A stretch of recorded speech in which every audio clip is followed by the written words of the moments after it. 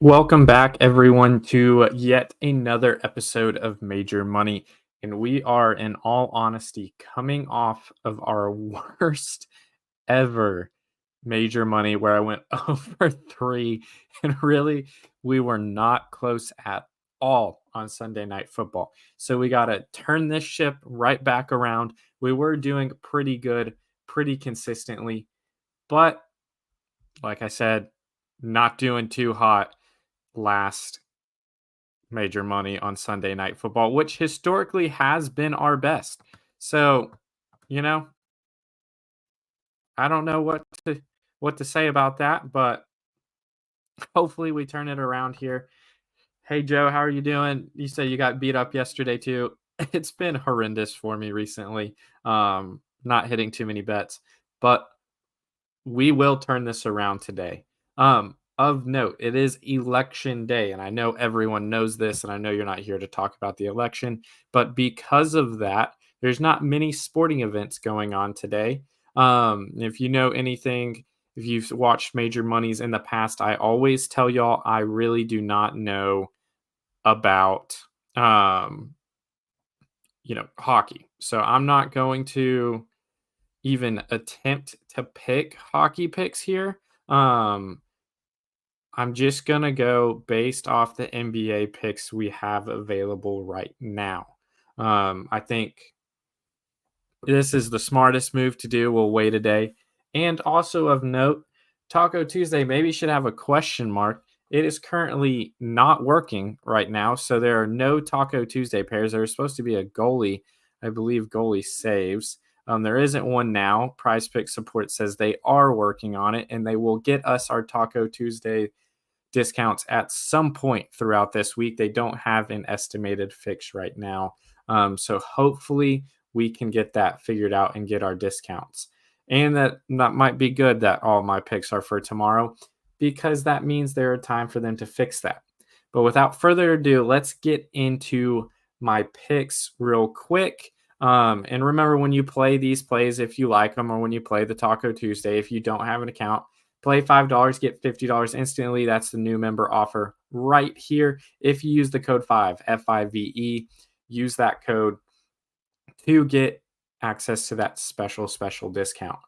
Now, this first play I'm going to do is going to be rebounds of a guard. And I think there have been several really good values on guard rebounds earlier in the season, especially for Jalen Suggs. He has been right around this number of 5 in each and every game. We are going to go over. So he's been around that number pretty much every time. He has not hit it one time, and that was against the Mavericks when he had 4. Now he's playing the Indiana Pacers, and if anything knows anything about the Pacers, they push the ball a lot of shots, typically a lot of points. They give up points too. Basically, there are a lot of shot attempts to be able to then get rebounds. And Suggs, especially with Banchero going out, Suggs even furthermore has to crash the boards. It's more of a team effort for Orlando. And Suggs has played really well in that.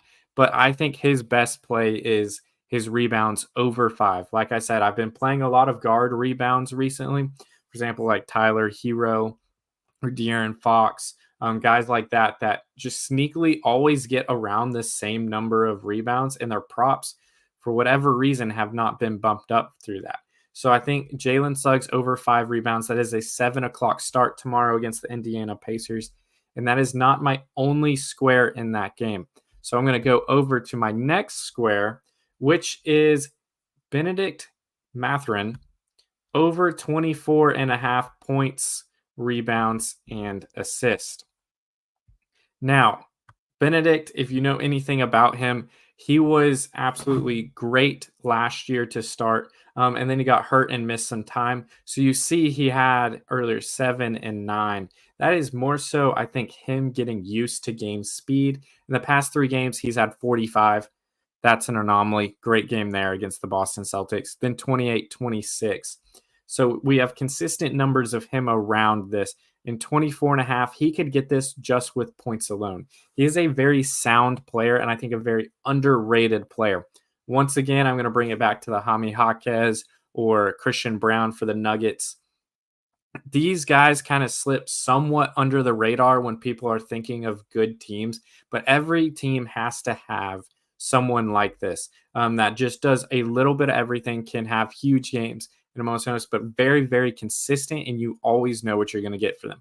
I think Benedict is that for the Pacers. I think he is that perfect mold and perfect fit for them to go around their two stars. I really enjoy watching Benedict play. I like I said, I think he's just uber consistent, always does the same thing, and you always know what you are going to get from him. So I love playing those people on points, rebounds, assists, because also sometimes he does it with points. Sometimes he does it with a little bit mix of everything. And this is his most consistent one because of his well-rounded game and ability to effect a basketball game in any way, even if his shot isn't hitting or he's not getting as many shot attempts as he would like. Now, for my third and final pick, we are going to go points, and we are going to go over on a guy that last year, so if you're not paying too much attention this year, last year you would never go over on his points, and it certainly might not be at 12.5, but we're going to go Josh Hart. He is almost like last playoffs, just like unlocked his scoring potential again. He's always been able to score, but he's playing different roles. This year, you can see 20, 16, 10, 13, 12. Once again, always consistently around the same number, which is something I personally look for because it's more predictable. Now, it's at 12.5, so 13 points is all you need. Josh Hart plays more minutes than anyone in the NBA. It feels like, at least. I know he's up there. I don't know the exact stat, but he's always near the top of the minutes. Tibbs trust him heavily. Then you're playing Atlanta. One, Atlanta's not a good team. Two, they're also not a good defensive team. So he will have, I think, a lot of opportunities to then attack even on rebounds, offensive rebounds, or just attacking the smaller guards. If Trey is playing, he can just back Trey down. Trey stands no chance against Josh Hart. And then maybe they're loading up trying to stop Brunson because he's their best player. Josh Hart cuts.